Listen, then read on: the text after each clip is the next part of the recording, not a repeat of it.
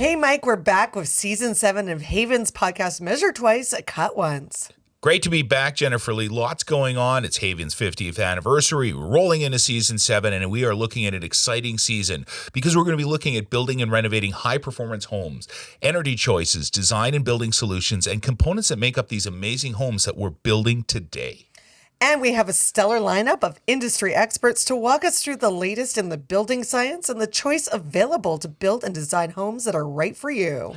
Let's get right to it. We're very excited to have Barb Silverthorn from Capture Energy today. Welcome to Measure Twice, Cut Once. Welcome. I'm so excited to meet you. I've never met you before, but Mike speaks very highly of you. Yeah, we've been very privileged. We've rubbed shoulders on some job sites before. For those of you who aren't privileged to know you, can you introduce yourself and tell us a little about who you are and maybe about some of the different titles you hold? Yeah, for sure. So I've kind of come full circle. So I actually have a degree in environmental studies, which was a combined arts and science degree, which leads in perfectly to being an energy advisor. But then I stepped out of the industry for about 15 years and then came full circle back. And we're a small family business. So my husband and I started Capture Energy in 2011. But he's been an energy advisor since 2007. So one of the very first energy advisors across the country. So in addition to my degree, I also hold 3 certifications. I am a registered energy advisor, which is a certification through Natural Resources Canada, a federal government agency. I'm also an integrated design process facilitator, which is something that I just started doing last year, which we'll maybe go into a little more detail. And lastly, I also hold a certification in doing F280 reports, which is a heat loss and design calculation, but basically for the homeowner, it makes sure that we have the right size heating systems, cooling system, and ventilation systems in your home. Wow, that's a lot of hats and a lot of names that I don't necessarily understand because a lot of this stuff is newer in the industry. Yeah. And great for you for working with your family because that's what I've been doing for a long time with my family construction business. So I'm glad that you guys are still married. Yeah. What, though, is an energy advisor? Because I don't really know what that is. I tried Googling it. Not too much information came up. Yeah. So it is a relatively new, in comparison to the whole building industry, energy advisors, it was established in 2005 and really only has taken off in the last 4 or 5 years, especially here in British Columbia when we introduced the BC Energy Step Code. So as a registered energy advisor, there's kind of 2 aspects to our work, and it depends on whether you're renovating your home or you're building a new home. So for a renovation, we kind of start, sometimes we're brought into a project by another supplier. Maybe it's a mechanical supplier, maybe it's a window supplier, maybe it's an insulator. Sometimes it's homeowners that find out about different programs. There's, federal government initiatives and provincial initiatives for renovation projects to encourage people and help people with the expense of making their homes more energy efficient. So in that case, we actually start with a visit to the home, get to know the homeowner a little bit, document their house from top to bottom. So everything from their heating and cooling systems, their hot water heating systems, anything that impacts the energy consumption of their home. We look at all the insulation levels. We look at the performance levels of their existing windows, and we pop a big fan in a door and do what's called a blower door test, where we determine how much air is flowing through their building. Because obviously the more air leakage you have in your building, the more you have to spend on heating it and cooling it, because that heat is moving, out of your house faster. So that's, then we take all that information we've gathered, we go back to the office, we sit down at a computer with multiple monitors and create an energy model of your home. And then we run different reports to give you, all the information, like here's, how your home is currently using energy, and here are all the things you could consider upgrading to make it more efficient. So that's kind of the process for renovations. For new homes, obviously, since, there's nothing for us to go visit right away, we start with the designer and the homeowner and, get to know them a little bit as well and what their objectives are and what their priorities are with the build of their home. And then we take the plans and we put that into the energy model. And then we work closely. This is where it comes in, the integrated design process. When I'm engaged to do that as well, we bring everyone together in the design stage to kind of, maximize what we can do with the client's budget, taking into account what their priorities are. So energy advising, as you can tell by the way I'm talking, it's very dynamic, and it's not a prescriptive path. So it's performance based. So what that means is there's no one right way or no one single path that you have to follow with your new build or with your renovation. So even if we tell you in a renovation that your heating system is using the most energy, that you may want to think about upgrading that, but you're like, you might have an ocean view and your windows also need upgrading. That's fine. You can upgrade your windows. And sometimes it's better to upgrade your building envelope before your mechanical systems anyhow. So there's a lot of flexibility there. And we really work with, all the parties involved in the project to get the outcomes that people want while also meeting any requirements that they're required to do. I have to say your job looks really cool because when I was Googling it, it looked like everyone was in the CIA on all the computers. And I was like, I don't know what you're doing, but it looks like you're doing some secret stuff. If you've ever been to a house where they're doing this kind of work, it's almost like NASA showed up with the tubes and everything. It's really cool. Hey, I got to ask you a really quick question. We often think in terms of high performance homes, right? Mm-hmm. Passive homes, net zero homes. Yep. Is what you do specific to that style of building methodology? Is this something everybody should be looking at, whether it's mandated or not? Thank you. That's an excellent question, Mike. So it is something, to be honest, as much as we love looking at plans and seeing a new build come to fruition, even more exciting for us is someone that's actually taking an older home and trying to make it more efficient. It's a lot more difficult, actually, to, design in energy enhancements into something that already exists than it does doing it on paper in the design stage for a new build. And there are a lot of government programs. There's something called the Clean BC, Better Homes BC program right now, which offers a lot of rebates for homeowners that are, trying to do efficiency upgrades. The other thing about existing homes that we really like is a lot of times there's challenges with them, right? How many people have lived in a home where there's one room that's freezing cold or another room that's like an oven in the summer? A lot of the work that we do, it not just impacts the efficiency of the home, which hopefully, lowers their utility bills, but it also should increase the comfort of the home. In other aspects, some of the work we do more on the new home side, but we're making homes much more airtight, which is great because it lowers, the amount of the size of the systems and the cost of the systems to heat and cool your home. But it also introduces then mechanical ventilation to make sure there is still enough fresh air flowing through the home. But these systems also have all sorts of filters in them, which is awesome. So if it's smoky out, you can pop in a filter, which will actually, take all the smoke particles out of the air.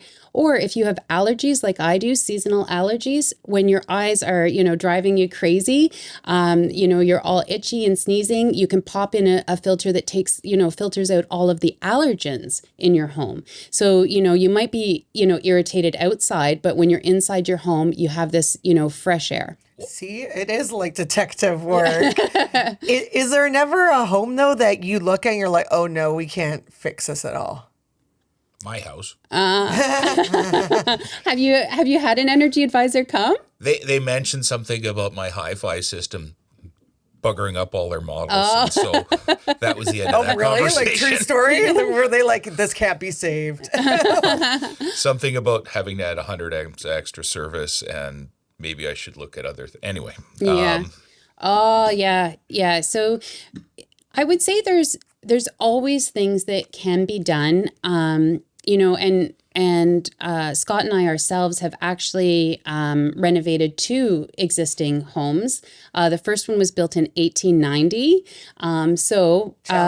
Challenge. Yeah. The air leakage in that was so bad that we could barely get it to register on the fan.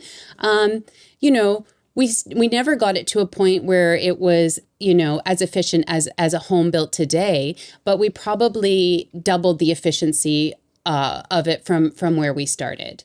I would say there's almost always something that we can do to help, especially if there are those, a lot of comfort issues. Maybe you have condensation on the inside of the windows, or you do have that room that's, the sun comes in the summer and it's like an oven in there, and that permeates through the home. There's usually, things that we can do, and we always advocate to kind of plan the work that you're doing over time. There's nothing that says you have to do this all at one time.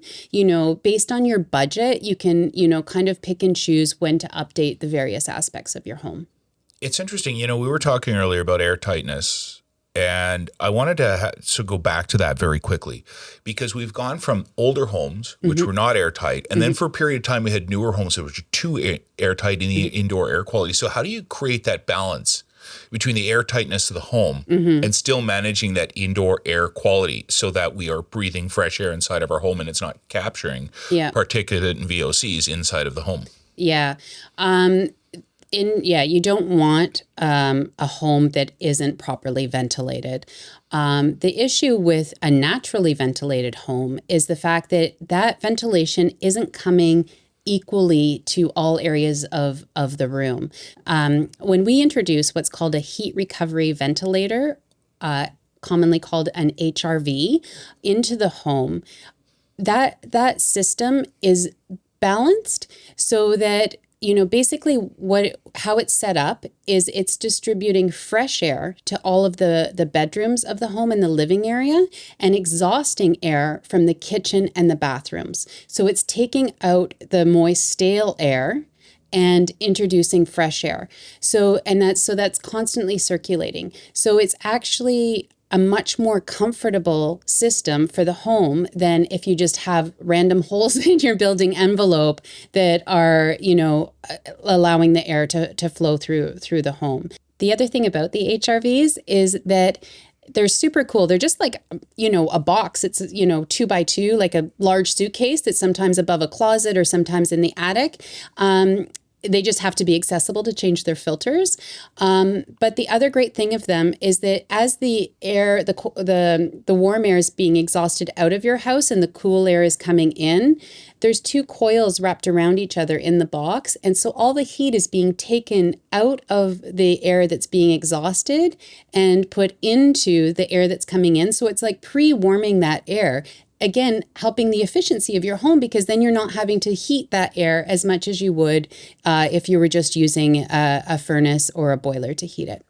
You're just making me cry because I live in a 1950s apartment. Right. And I just feel like the air is like coming through the windows constantly. It probably is. It's like I'm sometimes like, did I open a window? And I'm like, no, I didn't. Yeah. So I feel like you'd cry if you come into my building. I'm like, no. It's one of those things like, when we look at windows specifically, they have changed so much in the last, 20, 30 years. It's incredible. And you have to think, like, here in the Lower Mainland, in the 50s when they were building these buildings, we didn't have to worry about really hot summers. It just did not exist then, right? It wasn't till the last few years where, we've really been seeing these temperature fluctuations, where we had the heat dome a few years ago. And a lot of these buildings weren't designed to manage something like that. But now, like the window technology has changed so much. So there's, all sorts of different coatings that can be applied to windows. For a while, we to get a really high performing window, we had to go to triple pane windows. Now, the window technology for double pane, which is, there's a lot of benefits to it. Triple pane windows are more expensive. They're heavier. They're great if you have a lot of exterior noise. You're on a major, your home's next to a highway or something like that. But otherwise, you can now get double pane windows that perform almost as well as triple pane, and it's a less cost to the homeowner. It's fascinating, and I don't want to I was going to say glaze over this, but that's probably. I don't. This is too important a topic to go by too quickly. So what I'd like to do is before we get too far ahead of ourselves with this discussion, let's take just a few moments. Let's take a quick break. Let's thank our amazing sponsor partners, and we'll be right back because I want to learn more about windows. Measure Twice, Cut Once is grateful to our podcast partners, Fortis BC, BC Housing, and Trail Appliances. Support from our partners helps us share expert knowledge and resources with families looking to build, design, and renovate the home right for you. Trail Appliances makes everyday life better with the best selection in Western Canada, hassle-free delivery, and a price match guarantee. You'll always get the best deal. At Trail Appliances, you'll love buying an appliance as much as you'll love using it. Affordable, accessible, quality housing is a top-of-mind issue for many British Columbians. For BC Housing, creating access to housing solutions that meets everyone's needs is a guiding principle. BC Housing is working with governments, nonprofits, and residential construction industry members to create practical solutions to BC Housing's challenges. To learn more about BC Housing initiatives, programs, and services, go to bchousing.org. And we all need reliable and efficient equipment for better comfort, health, and safety of our homes. Whether you want to adopt some energy-saving habits or take on major energy efficiency upgrade, Fortis BC can help you save energy. Be sure to visit fortisbc.com, where you can also find amazing tips on low and no-cost ways to save energy. Plus, great information on what Fortis BC is doing on low-carbon energy with solutions such as renewable and natural gas. Competition alert! Listen and like this episode for your chance to win a Napoleon Prestige P500 stainless steel natural gas barbecue valued at $1,600. Compliments of our podcast partner, Fortis BC. Details at havan.ca/measure twice, cut once. Now let's get back to our guests. All right, welcome back. So we've talked about the different homes and the role of an energy advisor. So I think we kind of understand that now. But I want to talk next about exactly what do you review and what are your energy models based on? Because we talked about how you test it, but how do you come up with the data that tells us what to do in our homes, what the next steps are? Yeah, that's a great question. So for an existing home, when we enter a home, we meet with the homeowners, get a little bit of background about their house, any issues that they're having with their home, and then we start in. If there's a basement, we start in the basement and work our way all the way up to the attic. And on each floor, we're documenting, how much insulation is in the walls. What is the stud depth of the walls? How big are the joists? Your floor, like how deep is the space between the floors? And we document every single window.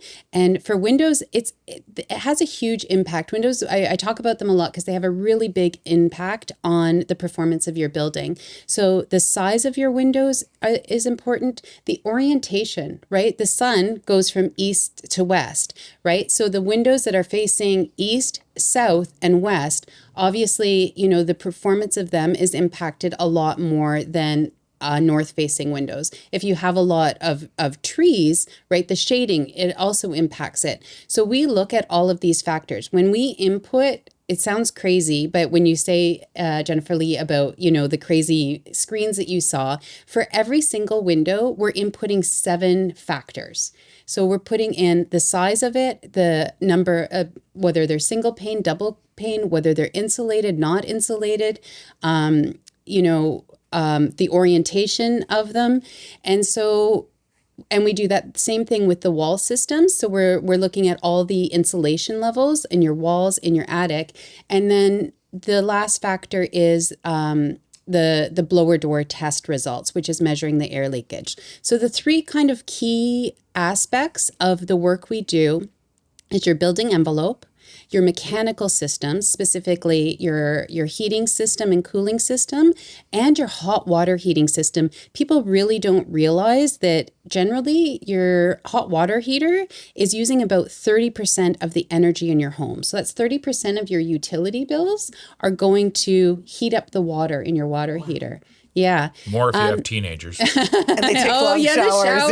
Yes. So I got a quick question. When you're talking about windows and you're doing all this measurement and all this calculations, is that try to estimate what the thermal gain and loss of those windows are, or just the overall impact on the house? Yeah, no, we're looking specifically at what's called the U value, which is the inverse of the R value. So we're looking at the insulation of the windows themselves, including their frame. And we're also looking at something called the solar heat gain coefficient. And so that is the amount of heat that transfers from the sun through your windows into the room.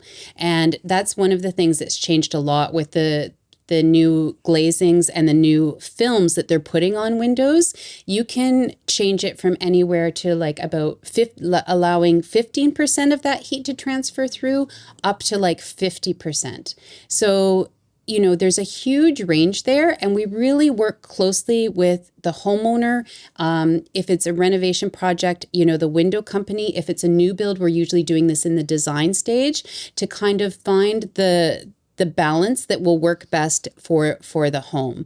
And then ourselves, we understand that, window companies, we can't specify we want, a U value of 1.2 and a solar heat gain of 0.3 and just say like that's it, like that's what it has to be, because there may not be a window that matches that exactly. So what we do as energy advisors is we always like allow some flexibility and a range there so that people can go out, they can they have choices, right? They can kind of choose the style of window that they'd like to have, as well as meeting the performance requirements. How do you get the clients to understand this? So, because like I really didn't understand until I moved into an older building, and like it's a hot box during the summer, and those windows, like I don't know, I feel like they're made with like a little tiny pane of glass, and it's like I said, a windstorm coming through the window every night. Yeah. But I didn't know that until I moved from a newer place to an older place. So when you're on site with your clients, like how do you get them to understand this stuff is important and that they will eventually have feel a difference, because they might not be able to visualize it? You know what? One thing that's great while we're doing that blower door test, when we're measuring the air leakage, we can actually leave that fan running, and we actually go around the home with the homeowner, and you can actually feel the air coming through the windows.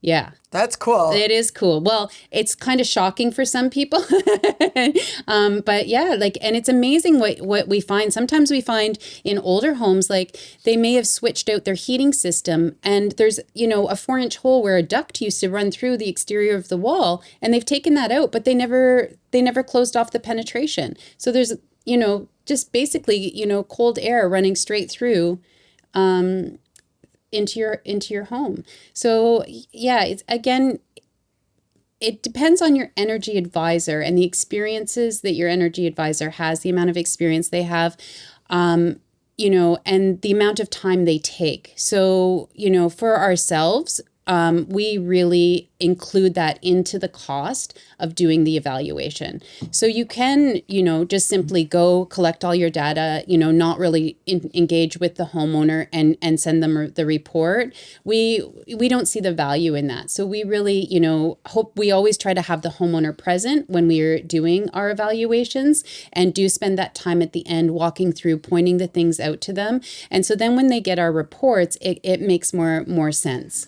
That does make more sense, because unfortunately I've seen it where a lot of people don't educate the homeowner, and then it's like they just get the bill and they don't understand. So I'm glad you guys do that. And speaking of budget, how do you work it with the homeowner's budget and the priorities? Because obviously there are certain things that you have to hit for certain government mandates and requirements, but I know you mentioned before that you don't necessarily have to do everything right up front. Yeah. So again, I'll always talk in kind of the two streams. So for a renovation project, we give, it's called a renovation upgrade report, which kind of it lists everything from their least energy efficient aspect to the most. And then if something's perfectly fine, we don't even include it on the report as something that they should consider changing.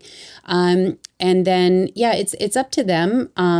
And it's their choice what they want to upgrade, when and how, and who they use. So we don't have, we just say, here's the status of your home.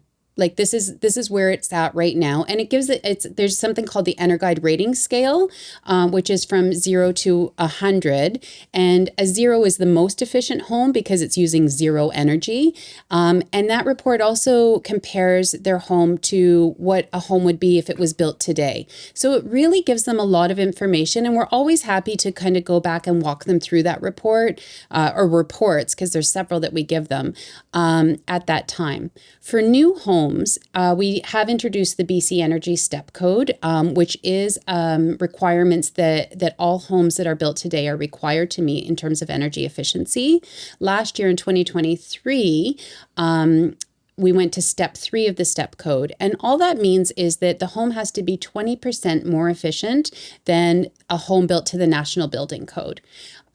So the rationale between the step code and slowly introducing more and more requirements is that it allows builders who have so many things to factor into their project and some time to figure out what aspects work best for them in increasing the efficiency of the home.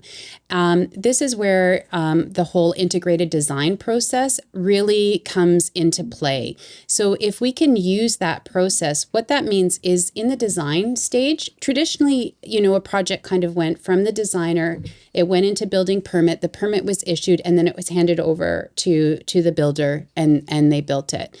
With the requirements today, and just this, not just with energy, but like with the sophistication of the houses, Mike, all the low voltage that we include in a home, all the smart home features that are included, there has to be a lot more planning at the design stage. And as energy advisors, because what we do touches almost every aspect of the home, right? From how it's framed, because that impacts how much insulation can be put in the various areas, to what I was describing with the windows. We with a new home, we talk to the builder and say, okay, what kind of air leakage results have you been getting on past projects? What do you think we can do here? We work with, the building envelope. Are we going to use an interior vapor and air barrier or an exterior one? So what we try to do, the integrated design process, is to bring all of those people together in the design stage and talk through everything. And it's amazing when you put, 4 brains, 6 brains, 8 brains all in one room. And it doesn't have to take a long time, like an hour or two, and kind of talk through the process. And everyone has different ideas. And a lot of times that allows us to get a much more efficient home, a more comfortable home within the client's budget. Well, if we've learned anything over 7 seasons, that you get better results when everybody collaborates. Mm-hmm. And I'm glad you talked about low voltage, specifically about how powered shades might affect your thermal calculations if there's a provision. But one thing that I would really love to dig deep down into is this. Building science is exponentially changing at a very rapid rate. Yes. Right? So we've gone to a new step code. We're going to have to jump up again. The software that you guys are using, and I've seen it, it's an older software. So how does that software account for some of the changes? As an example, we had Anton from Leighton Consulting on last week. Oh, yeah. And he was mentioning that the software is 20 years old. And there's 8 different levels, and it only captures like one level. And the question I have is, obviously, this is something that you have to deal with day in and day out. How do you get around this? Like, how do you figure this stuff out and for lack of a better term, anticipate using the software you have, the tools you have in your education to sort of understand where everything will end up? Because we don't know what new window flavors are coming down the pipeline, but you still have to incorporate them into your projections, right? Right. But like many softwares, it's 20 years old, but it's constantly being updated, right? So just like your Windows system or, whatever software you're using, it's not that we're using the same version today as we were using 20 years ago. So definitely there is aspects, as there is with all software systems, and we use a couple different ones depending on the project. Each of them have their strengths and their weaknesses, but I think a lot of times it comes down to who's using the program, because there is a lot of flexibility built into the program. And sometimes we are regulated in terms of our reporting that we have to document things in a certain way. But that's not to say that we can't also do a different iteration of the energy model, taking into account, some other factors, and incorporate that into the design. It might not be the same as what we have to submit in terms of, the permitting or for acceptance from Natural Resources Canada, who ultimately, labels the home with its EnerGuide rating. But there is a lot of options. I think, one thing that's difficult is you can tell by everything we're discussing that there is a lot to know, not only just in the building science aspect, but also there's so much rapid change in the products available. And, with our team, we kind of separate things into, different people have different areas of expertise. So, for example, I'm the person that knows everything about all the different municipalities and all their different requirements. So we have 11 business licenses to operate because we're working in so many different municipalities. So each of them, the step code is mandated by the province, but it's enacted by the municipality, and they all do it slightly differently, and they all want slightly different things. So we have to take that into account. Some municipalities, it's mandated to be step 3. Some are working, to higher levels of efficiency. The North Shore, for example, they require a project to be step 5. So, I focus on that. Scott, he is our, technical expert. So because he's been using HOT 2000, which is the software that you're mentioning, since 2007, he knows that inside and out. And then, we have another EA who really loves the site work. So he's the one that's most often, out on the job site, helping the builders mid-construction, making sure they're on track to meet their requirements, he comes from, a renovation background. So he's great with homeowners because he's already used to explaining, some of these aspects of their home to them. So we kind of divide it up that way. But if you're like an independent energy advisor and you're new, it's impossible to know all of this. And so again, depending on the complexity of what you're trying to achieve, you should really consider the experience of the energy advisor that you're working with.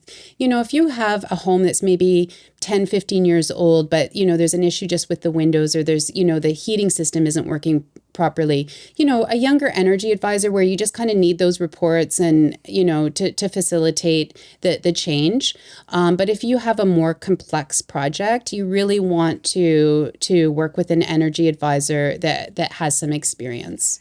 And as a homeowner, it's impossible for me to understand too. So you need to have people like you on your side, because I think the conversation has been great today. I've learned so much, but it's a lot of information. You need the right people in your corner to guide you through it. Yeah, just a couple things too for homeowners directly. If you're trying to find an energy advisor in your area, there's a couple of resources. About 5 years ago, energy advisors across the country actually created our own association. It's called CASEA, and people can go there and see energy advisors that are part of that association. And generally, energy advisors that have taken that step are, really motivated to learn and to do the right thing. And there's a lot of resources, just like HAVAN, that can kind of help you with the learning curve, and you can kind of, gather information and share information with other energy advisors. Provincially, there's also a list of energy advisors. And then CHBA, the Canadian Homebuilders Association, I should also mention that in addition to being certified, you can be certified as an energy advisor, but Scott also holds 2 other certifications. He's a MERB energy advisor, which is a multi-unit residential building energy advisor. So that means we can evaluate homes up to three stories high, buildings up to 3 stories high. So we do a lot of townhome projects and small condo buildings. And he's also a net zero energy advisor. And we haven't really touched on kind of the higher performance aspects yet, but there are a couple different certifications and programs for people that are going beyond what is just required. We also worked, on a project with the Chu family in Vancouver, which was the second net zero renovation project that was certified in Canada. We also do a lot of work in the city of Vancouver, who has their own set of bylaws, and they've just introduced a new program with gentle densification, where they're allowing now what was traditionally called a single family lot. They're now allowing up to 6 or 8 units, depending on the size of the lot.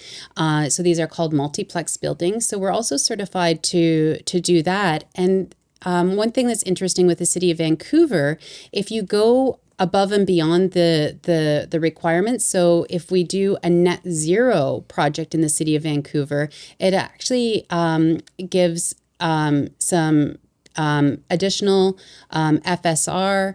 You can have the building a little bit higher. So they're trying to use a carrot method to, have builders increase the efficiency of the home. And I think the other thing to go back to that's really, really important is, it's nice to increase the efficiency of their home, but I think people are also, they don't always understand that when you're doing that, you're also really increasing the comfort of the home and the indoor air quality of the home. So it's those 3 things are always tied together. So it's always like, it's more than just meeting the requirements. It is actually making your home more comfortable. And it's great that you mentioned the Chu family, because we had them on with My House Design in season 6. So if you want to catch up on that episode, make sure you take a listen. Yeah, that was a great season. We also had Ravi Callan on talking about the gentle densification. So we're tying a bow on everything right now. And speaking of tying a bow on everything, I know I'm geeking out. I know I'm nerding out because I talked about Windows forever.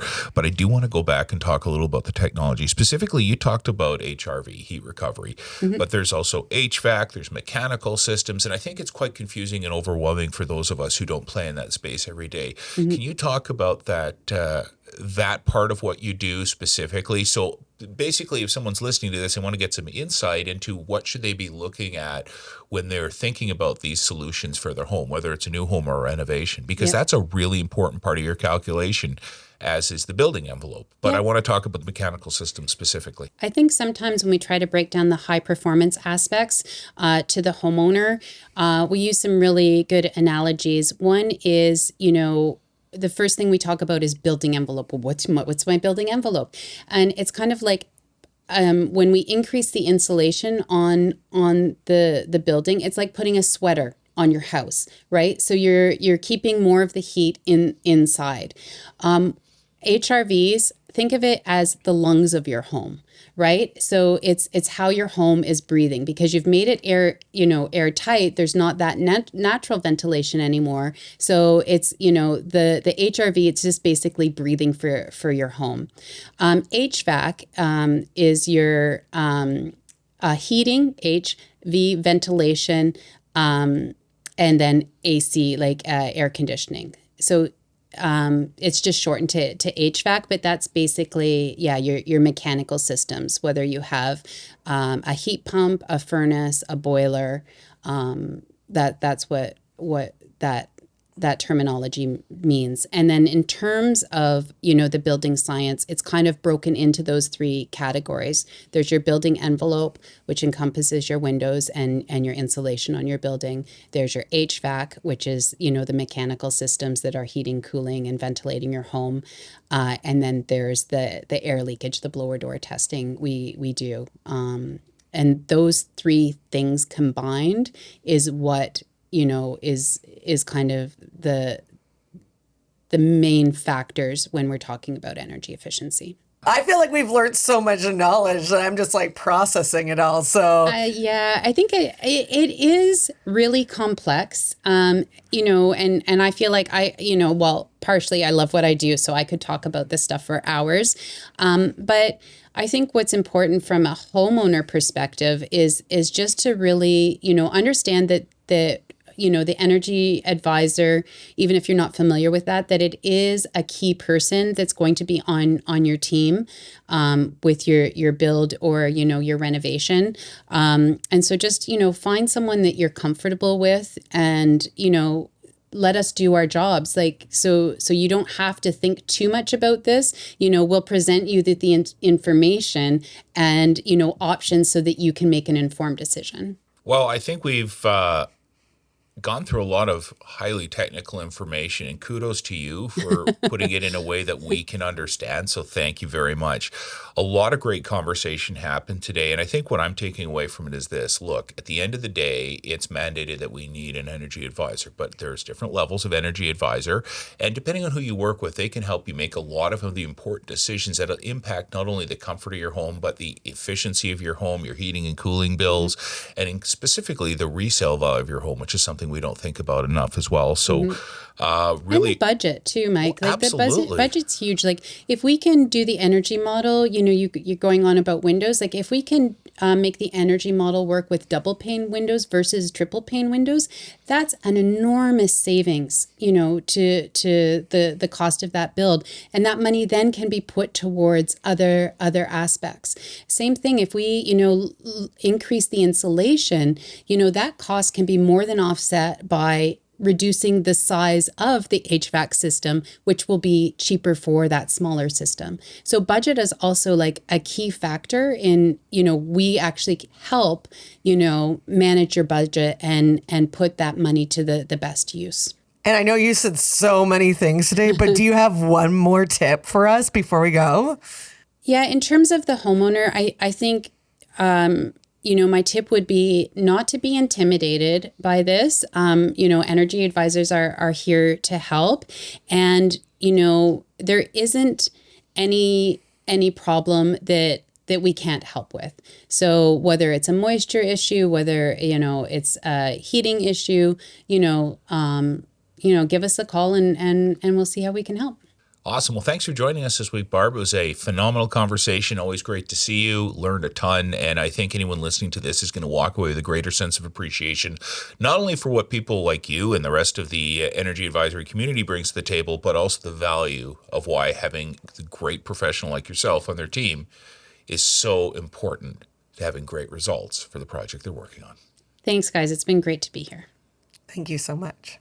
If all we did was talk about what you do and the value you add, it would have been a great conversation. But, I forgot to talk about something very, very important as well. In addition to listening to this episode and walking away with a great deal more knowledge than you have, you also have a chance to listen to this episode and walk away with a beautiful brand new barbecue. So if you listen to this episode, like this episode, you have a chance to win a Napoleon Prestige P500 stainless steel natural gas barbecue valued at almost $1,500. Compliments of our phenomenal podcast partners, Fortis BC. Details are available at havan.ca/measure twice, cut once. And for notes and links to everything mentioned on today's episode, including resources shared by Barb, go to havan.ca/measure twice, cut once. Thank you to Trail Appliances, Fortis BC, BC Housing, Ramy Films, JPod Creations, and AI Technology and Design. It takes a team to build a home, and so does it to do a podcast. Thank you so much for joining us, and see you next week.